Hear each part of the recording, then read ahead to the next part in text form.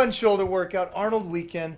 I loved hanging out with you, man. Mate, it's been awesome. I mean, I know we've chatted a lot, and to get this workout in was, I was weirdly anxious. I always am, and I think what it is that it's not that you want to impress, but you don't want to let yourself down, and you want to, for me, it's important that I can try and make a nice group of friends in the industry that doesn't feel like it's competition, doesn't feel like it's you're trying to be bigger or better and stronger and so on. So you get that in the industry. You do get a lot of people. You get that at the top. Yeah. Because you got the attitude, you got the right mindset for that. Yeah. You're willing to learn. I love that. I love training with other guys, and I love training with different guys that can show their experience, show their knowledge, and share it.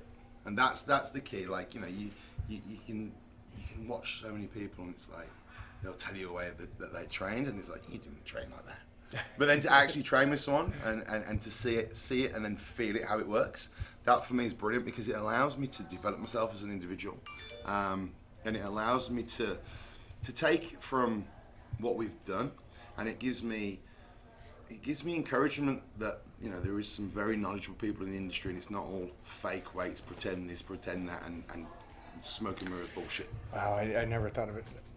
I'm so old school that I forget that that's probably a lot of mindset of today's day and age of what's real, what's not real. Yeah. I'm too old to fake it. So, but that's great insight for me. I just learned something right now. Yeah, honestly, it's a shame that it has to go there. Yeah. I think that the biggest problem is like we were saying before about social. It's amazing for the industry. At the same time, it can be an absolute nightmare for the industry because there's so much good knowledge and education that probably gets missed because it's like a sprinter. Do you want to see someone run the sprint in 5 seconds or 10 seconds? Everyone wants to see that 5-second sprint. Now, both working in film, we know you can pretty much make anything look real on a camera, right? And the biggest issue for me is that if you're trying to sell knowledge and you're trying to educate and develop young minds that are very impressionable, as a role model, you should take that responsibility very serious, and the way you train, the way you educate, the way you put across should be 110% legit. There shouldn't be anything false in that. And that's why I've got the utmost respect for what you do. And the training session today, it's all very well reading someone's program or watching someone on YouTube. When you actually do it and you go through the motions and you go through the training and you feel it, that for me is almost like that certificate of it's correct. Do you know what I mean? And thanks, man. I appreciate that. That's why it's been such a good morning for myself, to be honest. Not just what I've taken from it on a learning curve, but the motivation and the energy it's given me, and the belief in the industry that there are some good people out there with which we can all learn from.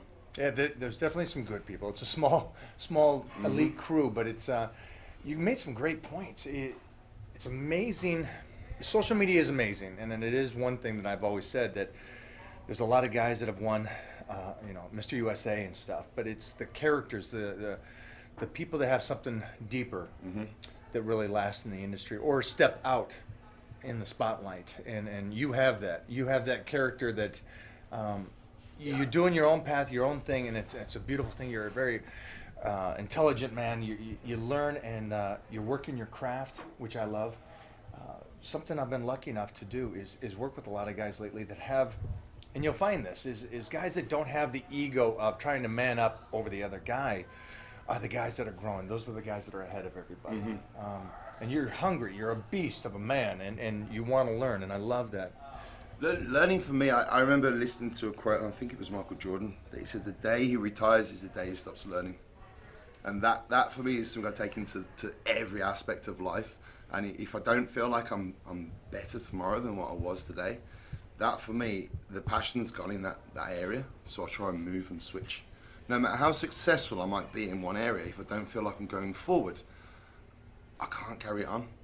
And I was a professional sports player. I played cricket, which is a really gay sport, I know that. It's a man's sport, a gentleman's sport. But I played at a real high level, and I just lost that passion for it, so I just quit. I was paid professional, do you know what I mean? And it just gone. And for me, it was a crazy sort of.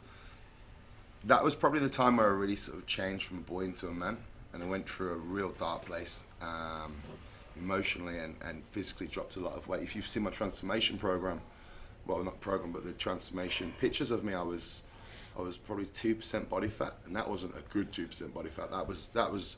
I couldn't eat, I couldn't train, I couldn't focus. I went through 6 months of crazy depression. Is it all right to ask what happened? Yeah, well, I lost my granddad, I lost my career, and I lost, it was my first ever girlfriend within the space of like 2 weeks. And at 18, 19, that, as a young man, sort of it was massive. Like, I was a professional sports player from 12 till I was 18, 19, got an injury which put me out, and my granddad passed away suddenly. He was also massively, part of my life, big part of my life. And then the first girlfriend was a couple of years. So all of that to happen in such a short space of time for a young man going through that change was crazy. And I just literally, like, overnight, I just couldn't eat, I couldn't train, I couldn't get up, I couldn't focus. And what pulled me back out was I was out shopping with my mom, and I collapsed on her. Nutrition? Nutrition, yeah. I couldn't eat. I was eating and being sick. Right. The doctors said that I had bulimia, which I wasn't making myself sick, so I was stupid. Then it was anorexia. And it was mindset. I just couldn't function to get myself into that place I needed to be. Right. And I didn't have that energy to want to do it. And it was really strange. And then I remember collapsing. I was shopping out with my mum, collapsed on her, ended up, next thing you know, I was in hospital on a drip. And it was like, that was the wake-up call. It was like, what am I doing? In the hospital on an IV, and boom. Yeah. And then I literally force-fed myself beans, oats, and eggs for like 6 weeks. And at this time you were 19, 20? Yeah, 20. And that was the picture that everyone was like, oh, he was a bullied schoolboy. I wasn't. I was never bullied as a schoolboy. I was actually a very strong kid. It was that, like, depression moment that sort of sent me. I lost 4 or 5 stone in like 3 or 4 months. Just went straight down, and then when I got back up, it was almost like I was reborn and like energized again. Right. But what was hard for me, I've always been very ambitious, trying to find a way to put that ambition. And I was bouncing from wall to wall. I had all this energy and I wanted to do something, but I didn't know what it was.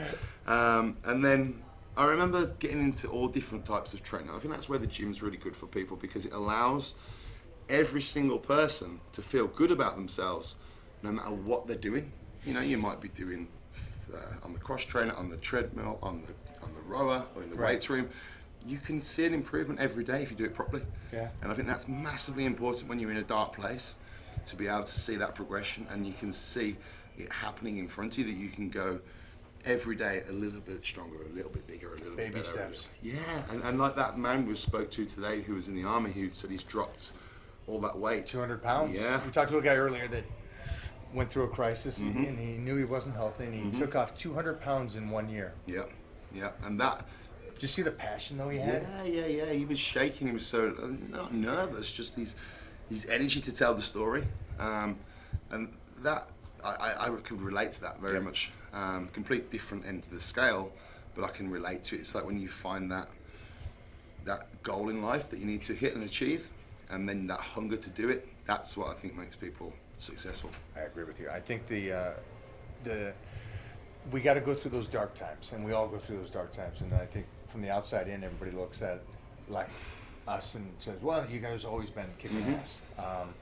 And it's like we all go through those dark times, and it's honestly those dark times make us who we are today. 100%. When you've been on set and so on films, as an actor, I use a lot of them experiences to put across the characters that I build. Do you do this similar type of stuff? Or? Yeah, I mean, it's one of those things for us as actors that you got to be able to go somewhere. If it's that rage, you have to be able to experience that, or the happiness, either spectrum. And I'm one of those guys that carries my heart on my sleeve, so it's easy for me to go to those emotions. And then when it comes to weight training and working out, like you said, it's the baby steps, and I've always been one of those guys that baby steps. But I love the battle in the gym. It's that grind that I love. I adapt that as well. So like the method acting as an actor, when I'm in the gym and properly in the zone, I adapt that style to my training. So I'll find that dark place, I'll set myself a goal, and almost be like, if I hit that goal, that dark place is gone. If I don't, I'm still there. And that's such a, it can be really bad. Because you come out We of gym, just went deep on this. but that type of, I'm a massive believer in really trying to understand the mindset behind what we do. Just going into a gym and moving weights, it seems pointless if you understand Agreed. why you're moving them weights. And Agreed. it doesn't just have to be for an external look, but if you can really find the deep meaning to why you're moving that weight, why you get to the gym, why you turn up, and whether it's in the gym, whether it's business, whether it's life. Well, look at what we did today. We trained with a bodybuilder, great shape, muscular everywhere. We trained with a young buck, 21 years old, over 300 pounds, that plays football. You're an actor, so we're all moving the weights differently, but for what we're trying to do. Yeah. And I think that's so important for people. When I Yeah. say, don't go to the gym just to get stronger. Don't go to the gym just to get muscle. What's the purpose behind it? Yeah, the purpose is massive, and you can tell that when you look into the eyes and you can see the switch on. You can almost see, like you said, you can see him on the field or you can see him on the stage, and you get that energy. And if you haven't got that in here or in here, I don't get the point. I'm with you. I'm proud of everything that you're doing. I'm glad we hooked up. It was instant for me. Hanging out with you was instant brotherhood. It's a cool barbaric feel. It was man. awesome. I love it, man. When you hit body power. Body power. Coming over. Welcome to the UK. I love it, man. Mike, it's been a pleasure. Pleasure, brother. Thank you so much. Thank you. Thank you very much. Let's get these guys some food. We've got to We're get out of started. here.